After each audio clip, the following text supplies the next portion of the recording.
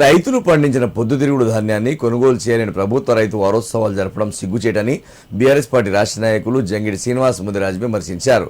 సిద్దిపేట జిల్లా చిన్నకూడూరు మండల కేంద్రంలోని పొద్దుతిరుగుడు కొనుగోలు కేంద్రాన్ని రైతులతో కలిసి ఆయన సందర్శించారు.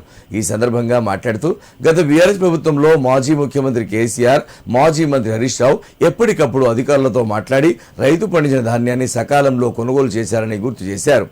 నమ్మి ఓటేసిన పాపానికి రేవంత్ రెడ్డి రైతులను తీవ్ర ఇబ్బందులకు గురిచేస్తున్నాడని మండిపడ్డారు. తక్షణమే అధికారులు పొద్దుతిరుగుడు ధాన్యాన్ని కొనుగోలు చేయాలని డిమాండ్ చేశారు.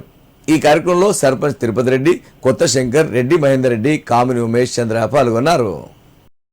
6 నెలలు కష్టం చేసి ఎలుకలకు, కోతులకు, సిరికలకు, పందులకు మేము 24 గంటలు నిద్ర ఆహారం లేకుండా పనిచేసి పండించి తీసుకొచ్చి ఇక్కడ పోసి 2 నెలల వీటిని మా రైతన్నను పట్టించుకునేటోళ్ళు ఎవరు లేరు.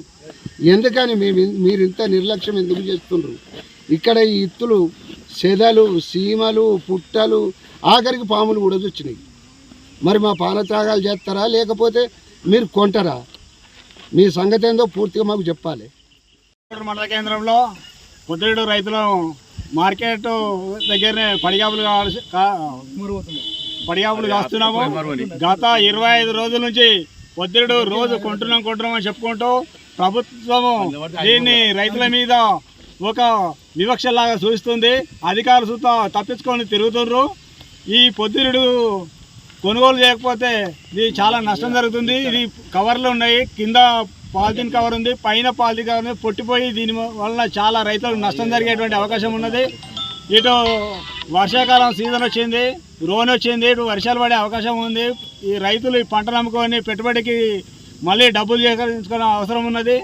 ఇప్పటికైనా అధికారులు క్షేత్రస్థాయిలో పర్యటించి పొద్దురు కొనుగోలు చేయాలని కోరుతున్నాం.